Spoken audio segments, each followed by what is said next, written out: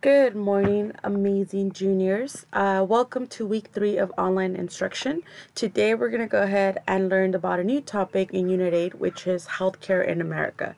So by this point, if you got to the video, you should have already done the warm-up from CNN 10. Remember, all you have to do is summarize 2 stories from the daily news broadcast and then type it into the Google Docs. In order for you to get a better idea of what healthcare in America looks like before we even dive into it, you would need to watch a short video on healthcare in America. The video does give you a lot of information, but it does go a little bit fast. So what I did is I slowed it down a little bit so you better understand it. And then answer a couple questions based on that. And then the last thing that we're gonna do here is in this video is we are gonna learn a little bit about the man that started all of this healthcare phenomenon through Obamacare, which is President Obama himself. So we're going to take a couple notes on the Obama presidency, and then I'm going to introduce what you're going to be doing next, the assignment, which is a digital gallery walk on Obamacare. So now that you know how healthcare in America looks, and now you know about the man himself, how does Obamacare, which is healthcare made by initiated by President Obama, how does it work here in America? And then you're going to answer a short answer question after that. Okay, let me go ahead and... All right, so we are in Unit 8, the modern era, and today we are focusing on the presidency of Barack Obama, who was president from 2008 to 2012, and specifically his major piece of legislation, which was Obamacare, also known as the Affordable Health Care Act. The objective for today is historians will be able to analyze President Obama's Affordable Care Act by participating in a digital gallery walk in order to answer a short answer question. So basically, we're going to learn about President Obama and the Affordable Care Act, also known as Obamacare, in order to participate in a digital gallery walk and answer one short answer question. The essential question, I'm going to introduce it right now, but you're going to be able to answer it at the end of the lesson, is do you believe the Affordable Care Act or Obamacare should remain or be repealed? Remain or be repealed. And you'll know what those terms mean later on.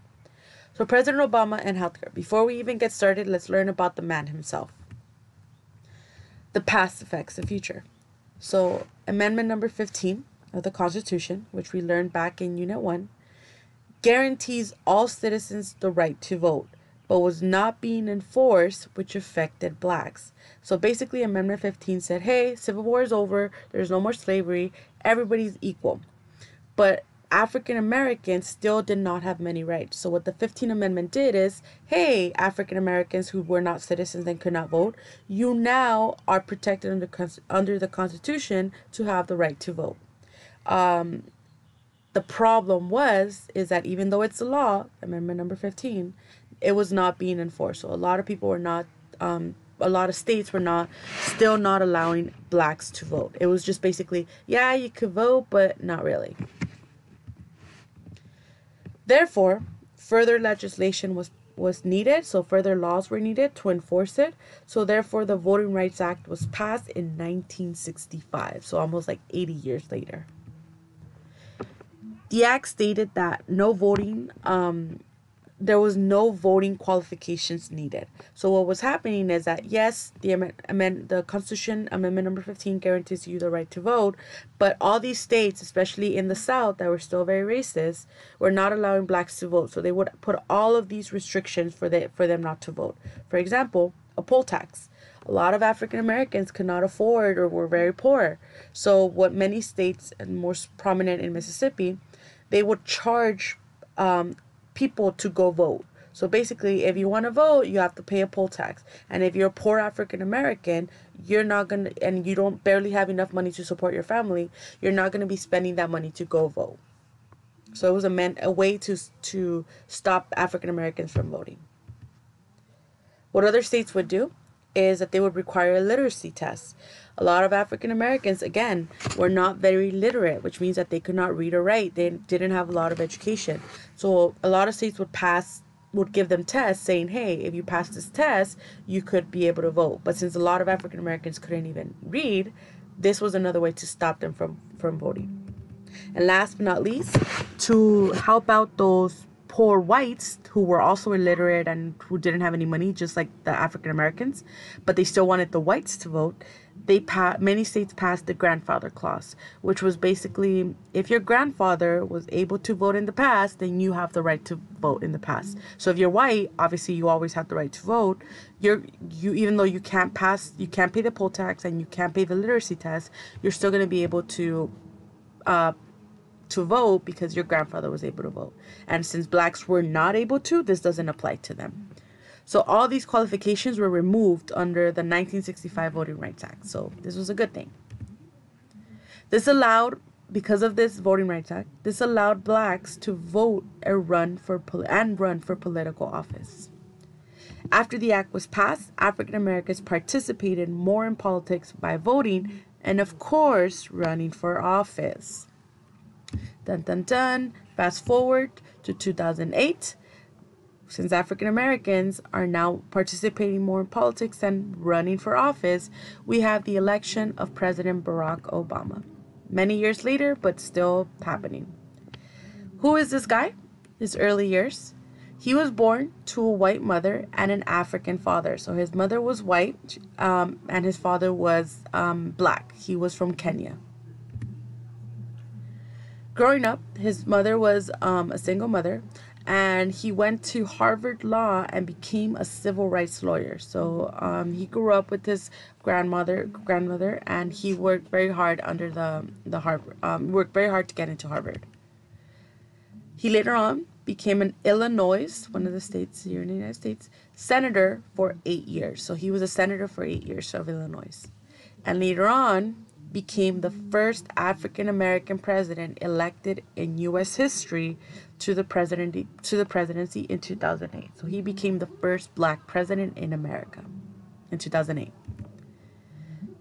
So what were some of the problems in office? When he came into office, he didn't have the presidency he was expecting.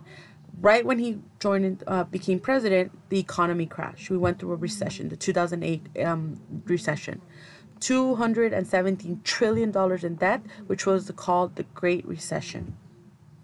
Unemployment was almost at 10%. Remember, unemployment usually is 1 or 2 or 5%, but in 2008, when he became president, it was 10%, which was really, really high. So a lot of people were suffering out of work and were not doing so great. The country was in the middle of an unpopular Iraq war. Remember, 9/11 happened. We joined the war in Iraq. We were in all these conflicts. So he got inherited that when he became president. And what we're going to be talking about today, the average American cannot afford access to healthcare. So people did not have health insurance.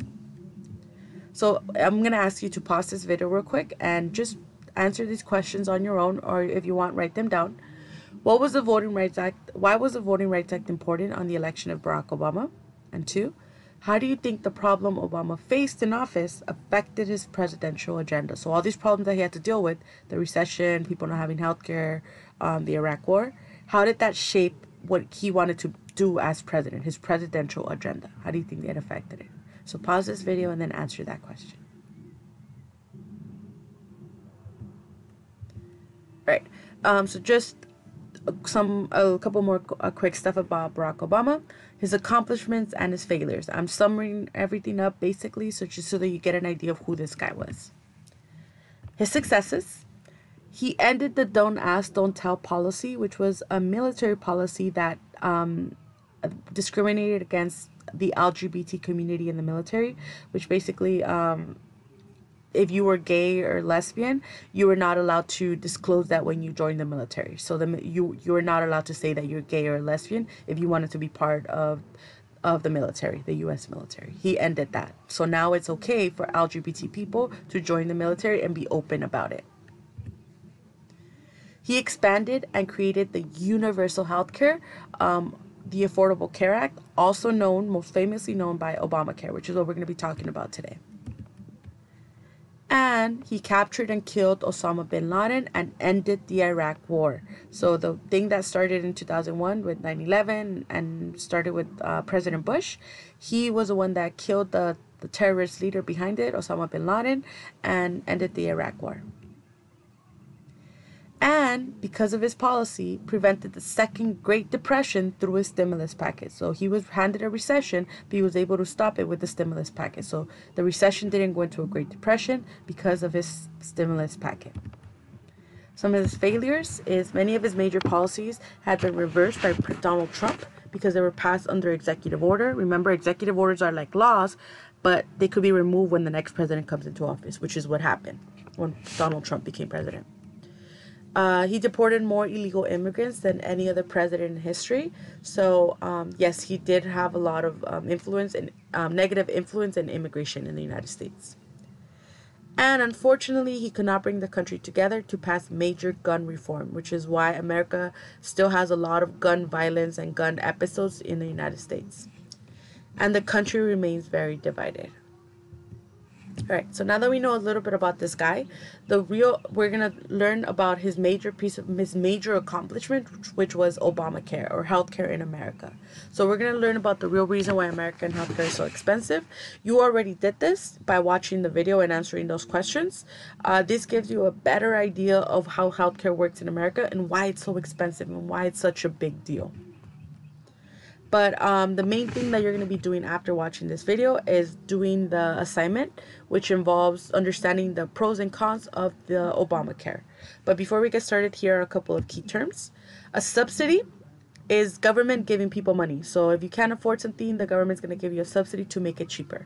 So for those of you that can't afford, people that can't afford healthcare, they get a subsidy through a form of Medicare, Medi-Cal, so they could afford, and they won't have to pay the full price. They only pay a little bit, a lower amount because of this subsidy.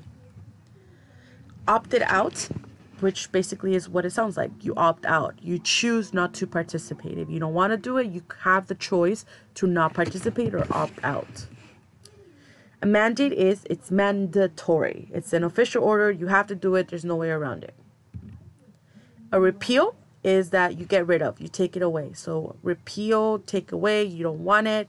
You don't want it to be, you want to get rid of it. So those are, make sure you understand those key terms so that you're able to answer the assignment questions. So this is what you're going to be mainly doing for the rest of the assignment. The Affordable Care Act, or Obamacare, is a major healthcare law passed in 2010 that came to define President Obama's legacy, his major accomplishment. However, it is also a very popular debate topic between Democrats and Republicans. So some people really like it and some people really hate it. We're going to understand why it's so controversial.